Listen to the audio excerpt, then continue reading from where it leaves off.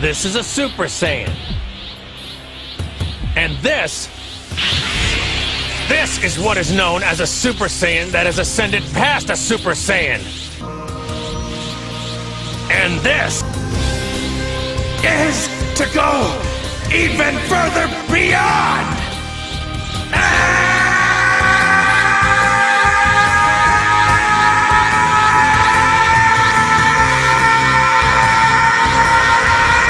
A few moments later.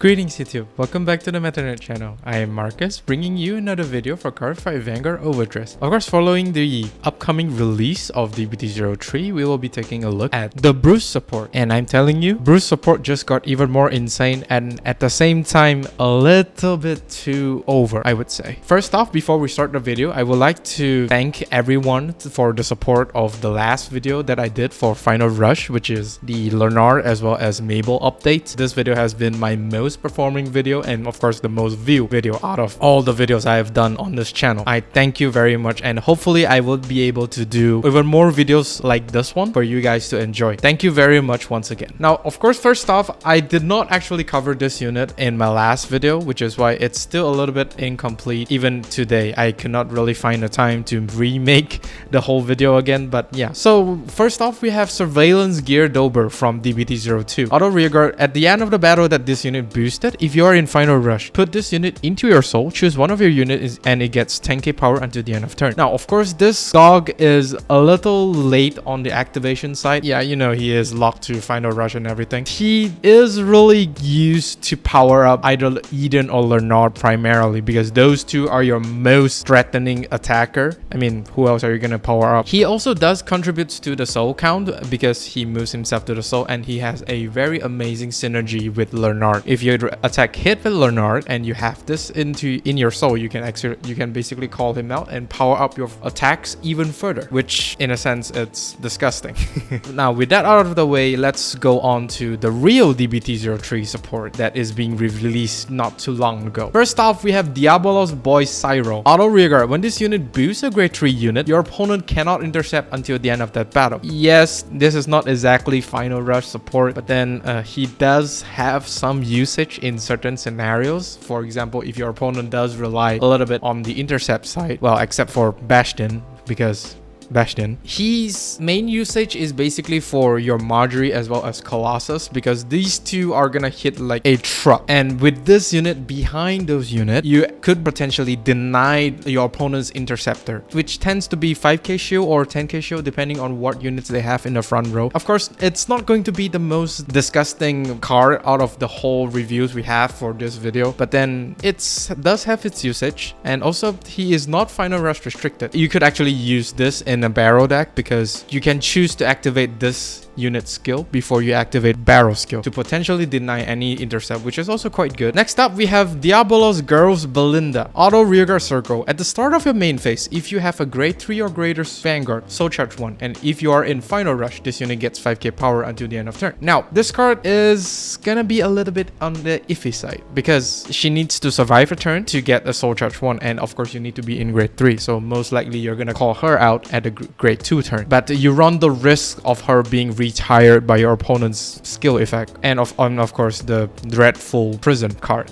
The plus 5k on this unit will only activate at the start of the main phase, meaning that if you call this unit like anywhere after the main phase, at the start of your main phase, you're not gonna get the power, you're definitely not gonna get the soul charge, so it's something to keep in mind. But then this card, it's okay in a sense. And of course, you could use this in any non-Final Rush build because the soul charge part is not Final Rush restricted. The power gain is restricted. I could potentially see people running this in Greedon, but then you have cards like Gunnaram, which will soul charge when you call. So this is also the difference between a triple R and a common. Next up, we have the disgusting question mark order card for Bruce, Pandemonium Tactics. So you pay 1 counter blast to play this card. Soul charge 4. Then if you are in Final Rush perform all of the effects below according to the number of cards in your soul. 6 or more, draw a card. 8 or more, all your front row plus 10k until the end of turn. 12 or more, choose one of your Vanguard and it gets critical +1 until the end of turn. Of course, this is by no means stronger than Hellblast Full Dive. Okay, I mean in certain scenarios, Pandemonium Tactics is better than Hellblast, but then Hellblast is just better.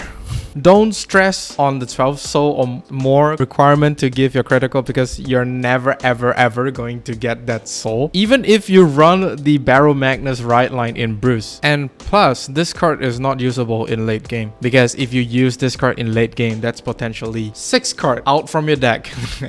And as we all know, Bruce decks out like really fast. Okay, so the main difference between this card and Hellblast is that both of them technically does the same thing by giving your front row 10k power and a draw. Pandemonium Tactics actually lets you have enough resources to let Bruce use his skill, which is quite nice. But then if your hand for some reason is like suck balls the whole game, even if you get the power, you're not gonna do a lot of good combos out of it. For Hellblast Full Dive is a different story because Hellblast Full Dive you get to draw and you get to call before you apply the 10k power to the front row. So there is a chance for you to draw into your key component, for example like a Leonard or Marjorie or an Eden. To say that Pandemonium Tactics is a power creep version of Hellblast Full Dive, come on. Just no, it's not. It's really not. Even to get the 8 soul is going to be a chore already, let alone the 12 soul. But then people will always find arguments to complain. And also, Barrow Magnus does appreciate the soul charge though, because it's a soul charge 4. It's way better than any order that they have so far. Brother Soul's only soul charge 2. The Supernatural Extraction is soul charge 3, but you take 1 to hand. So this is definitely going to be a stapler in Barrow Magnus. Next up, we have the Diabolos Striker Brian. This art is really nice, but the skill...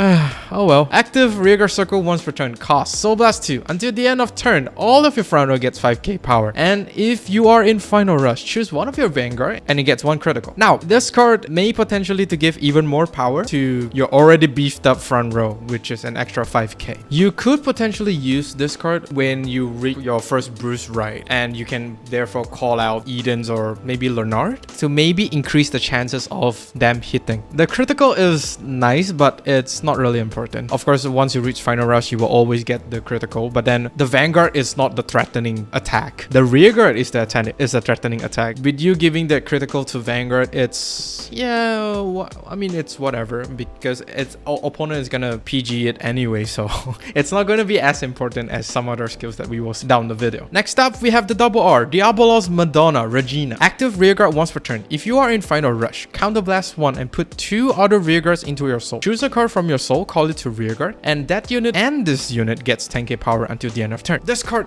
is really good in a sense where you could actually prevent some of the losses or some of the useless rearguard on your field to get a potentially even more powerful unit from the soul. You're able to toolbox any card from the soul by trading off 2 other rearguards. It's really good. And also this unit also kind of like refreshes the rearguards that you release from the prison and having their power minus from Perio Turquoise from the prison deck. It's really good. By you doing that, she and the newly called rearguard gets a 10k. Come on. Of course, it's going to be a little bit heavy on the cost. You don't really want to spend her too much, but then it's actually a really nice card to add in your deck list as a way to kind of prevent some of the negative effect that your opponent has on your rearguards. Lastly, of course, we have the triple R that is supposed to be a triple R for other units, and for some reason, Bruce gets it. Continuous rearguard circle. If you are in Final Rush, this unit gets 5k power. Second skill, active rearguard once per turn. Cost counterblast 1, put a rearguard into your soul. Choose one of your opponent's rearguard for every 4 cards in your soul and retire it. Then, if you are in Final Rush, look at the same number of cards from the top deck as the number of your opponent's open rearguard circle. Choose any number of units card from among them, call them to rearguard circle, and put the rest into your... Yes, this is basically Eugene's skill on a rearguard. This card alone helps Bruce recover recovers from any aggressive plays, from any aggressive decks before Bruce reaches final rush. The value that this card brings is really insane, to the point where the community is raging and burning each and every corner of the social media.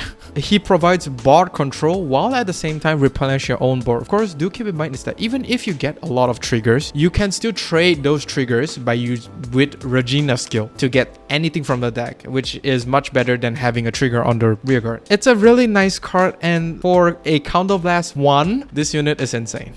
And also, something to keep in mind is that he can target himself as the cost. This card is really insane, but at the same time, I feel really sorry for the other decks. And that is all for this video. Do let me know down in the comment section, or what do you think of the Bruce support for DBT03. Overall, it's really nice and all that Bruce gets another wave of really good support, but at the same time, I think Bushiroad, you should really stop giving Bruce the triple R support or the VIP treatment. Now, as you guys know, I am a Bruce player. I am really happy that Bruce gets a very good support. At the same time, I don't really enjoy having too many good support, because if one deck receives too many good support, it means that other decks are basically suffer for it. Hopefully in the near future, the other decks will get more good support than what we have at the moment. Do like and subscribe if you like this video, and do ring the bell notification icon so that you don't miss a video I upload. With that being said, I'll see you all on the field.